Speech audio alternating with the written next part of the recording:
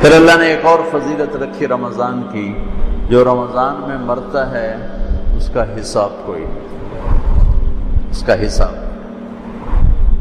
چل بھائی چھٹی کر۔ ایک آدمی کہنے لگا تو کیا رمضان کے بعد پھر شروع ہوتا ہے؟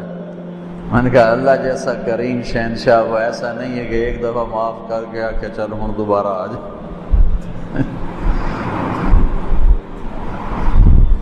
جب وہ ایک دفعہ اس نے چھوڑ دیا، اب دوبارہ وہ اس کا کھاتا نہیں کھولے گا کہ چل میں رمضان گزر گیا چل کانا پلے۔ وہ جس کو رمضان میں موت دے رہا ہے وہ کوئی اس کی نیکی اس نے پسند کی ہے۔ اور نور جہاں مرحوم جب 27 رمضان کو اس کی موت آئی، میرا رب کہتا ہے میں شرک کو معاف نہیں کروں، باقی جسے چاہوں معاف کروں۔ میں اس کی صفائی نہیں پیش کرتا ہوں کہ وہ اس نے اچھی زندگی گزاری، اچھی زندگی نہیں گزاری، لیکن میں اللہ کی رحمت کو بیان کرتا ہوں کہ جو ہم اپنے آپ کو صرف جنتی سمجھتے ہیں، باقی سارے جہنم میں صرف میں ہی جنت جامنا اور کیا نہیں جامنا۔ لوگ کہنے کہ لو جی وہ نور جہاں رمضان میں مر گئی، 27 رمضان کو مر گئی، میں کہوں اللہ تے مقدمہ کر دو بھئی یہ تو کی تھی۔ ارے بے وقوفو، میرا اللہ کہہ رہا ہے میں شرک معاف نہیں کروں گا، باقی جسے چاہوں معاف کروں۔ شہنشاہ اللہ کی قسم، اس کا معاف کرنا بھی حق ہے، اس کا پکڑنا بھی حق ہے، اس کا دینا بھی حق ہے، اس کا لینا بھی حق ہے، اس کا مارنا بھی حق ہے، اس کا جلانا بھی حق ہے، اس کا اٹھانا بھی حق ہے، اس کا گرانا بھی حق ہے، اس کی عزت دینا بھی حق ہے، ذلیل کرنا بھی حق ہے، بیمار کرنا بھی حق ہے، صحت دینا بھی حق ہے، فتح دینا بھی حق ہے، شکست دینا بھی حق ہے، بلند کرنا بھی حق ہے اور پست کرنا بھی حق ہے۔ اس کا نام بھی حق ہے، اس کی شریعت حق ہے، اس کی جنت حق ہے، اس کی وحی حق ہے، اس کا محبوب حق ہے، اس کے سوا حق ہے کہاں؟ ہو جائے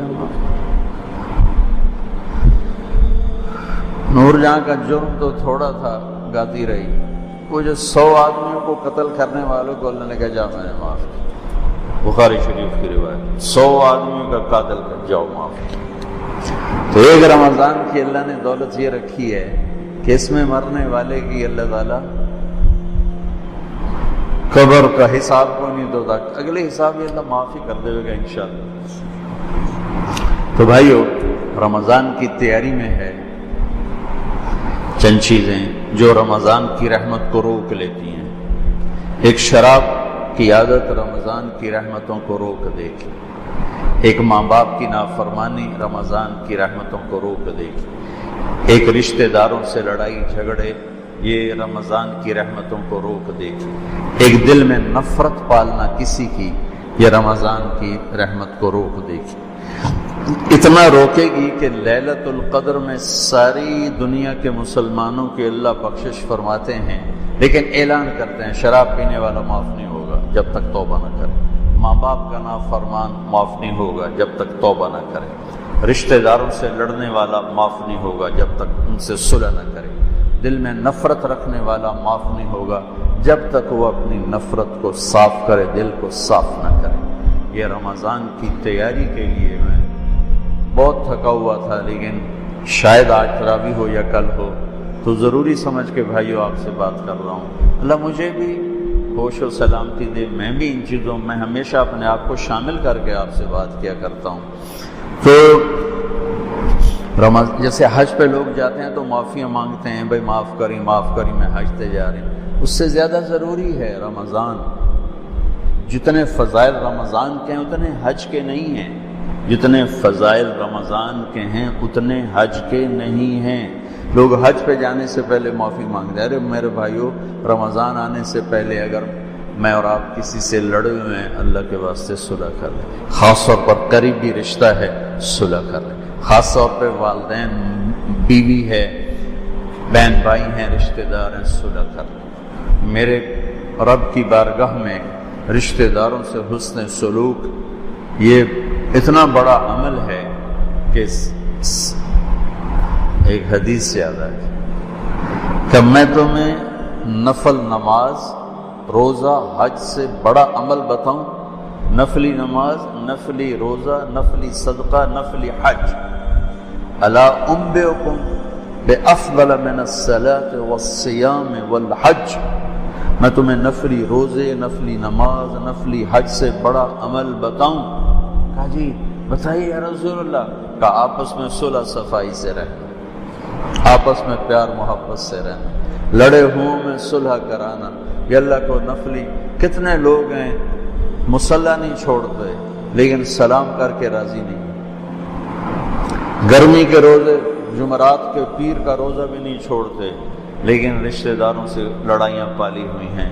میرے بھائیو، میرے اللہ کو ہماری بندگی کی ضرورت کوئی نہیں ہے، وہ ہمیں اچھا انسان دیکھنا چاہتا ہے. اچھے انسان میں بندگی کا ایک بہت بڑا عمل ہے، اور اس سے بڑا عمل ہے لوگوں سے پیار محبت سے رہے. فرائض کی تو بات الگ ہے، فرائض تو فرائض ہیں، اس کو کوئی چیز نہیں پہنچ سکتی. نماز نہیں پڑھتا اور سب سے حسن سلوک کر رہا ہے تو یہ بھی کہ اللہ کے ہاں پسندیدہ نہیں ہے. تو ایک اعتدال کی بیلنس لائف اللہ نے ہمیں بتائی ہے. بھائی اور رمضان کی آمد ہے تو اللہ کے واسطے ماں باپ کو راضی کر لیں. اگر زندہ ہیں، ناراض چلے گئے تو ان پر پڑھ پڑھ کے اتنا کرو کہ ان کی خوشیاں تمہیں ان کی روحوں سے ملنا شروع ہو جائیں. اور لڑائی ہے تو صلح فرما لیں. میرے نبی نے فرمایا ہو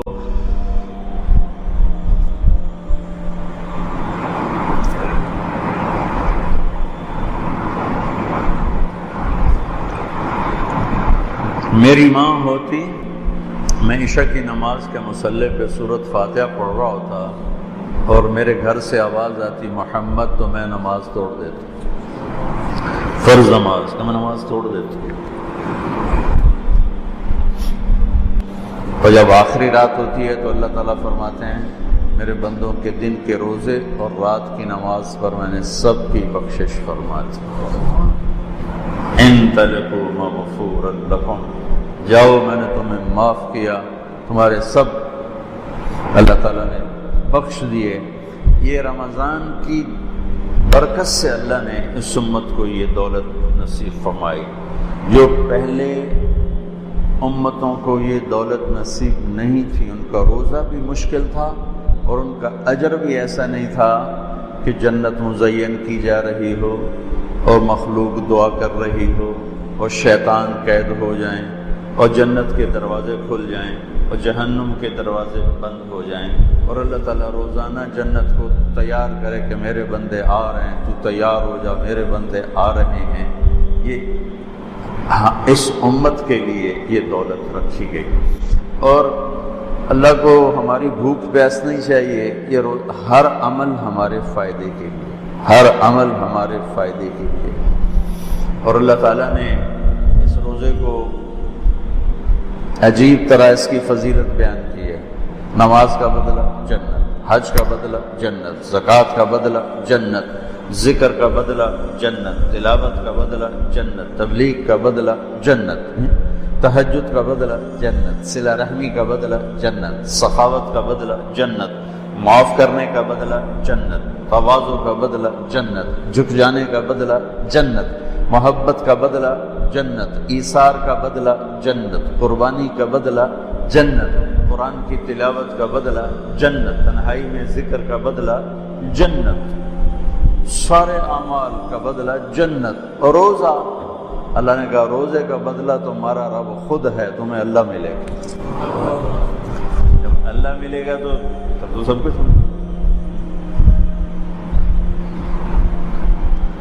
ہارون کی ایک باندی تھی، اس کا نام تھا خالصہ، ذرا سانولی سی تھی. ہارون کی 3000 باندیاں تھیں، ایک سے ایک بڑھ کر حسین تھی. وہ خالصہ کو ذرا ترجیح پروٹوکول دیتا تھا. تو باقی حیران ہوتے تھے کہ یہ ایویں بھیڑی ہے، انہوں کیویں ایڈا سر تے چاڑی ودا.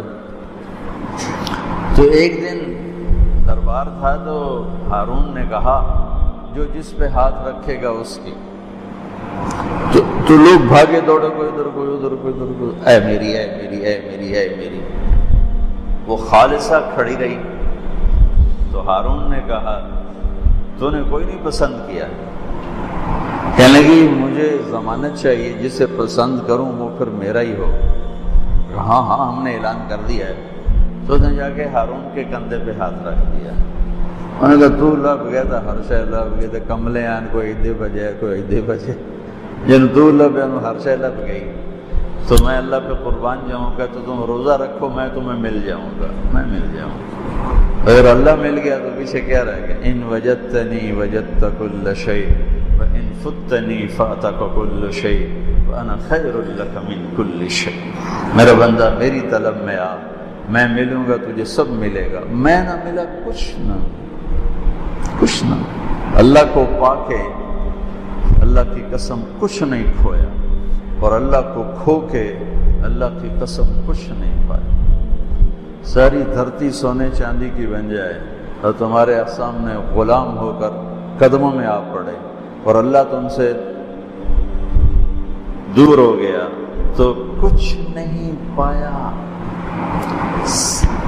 اللہ ہمیں آزمائش سے بچائے، عافیت سے اپنا ساتھ نصیب فرمائے۔ مثال کی بات کر رہا ہوں، سب کچھ کھو دیا، سب کچھ کھو دیا،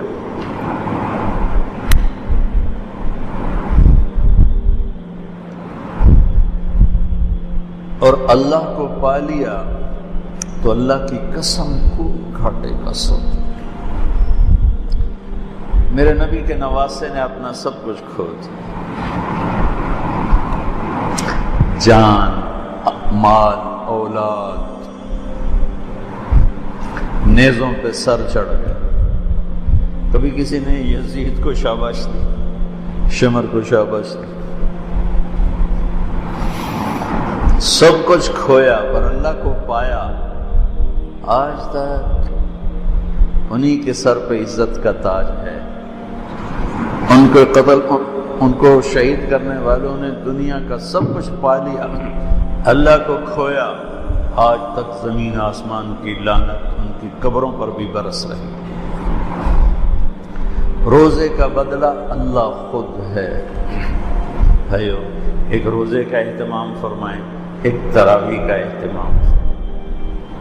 آپ 2 رکعت بھی پڑھ کے چلے جائیں، اس کی قیمت ہے، لیکن یہ 1 مہینہ اپنے دنیا کے کام تھوڑے کر لیں، اپنی مشقت کو تھوڑا کر لیں، اپنے ملازموں کا کام بھی تھوڑا کر لیں، اپنے کاروبار کو ذرا سمیٹ لیں، اپنی دکانوں کے اوقات کو ذرا سمیٹ لیں۔ بھئی یہ مہینہ تو ہمیں اپنی آخرت کو بنانا ہے۔ اپنے نوکروں کو، مزدوروں کو بھی سہولت دو، اپنے آپ کو بھی سہولت دیں، اور اس میں اپنے اللہ کو منا لیں، جہنم کی آگ کو ٹھنڈا کر لیں کہ اس سے خوبصورت اور کوئی چیز نہیں ہے۔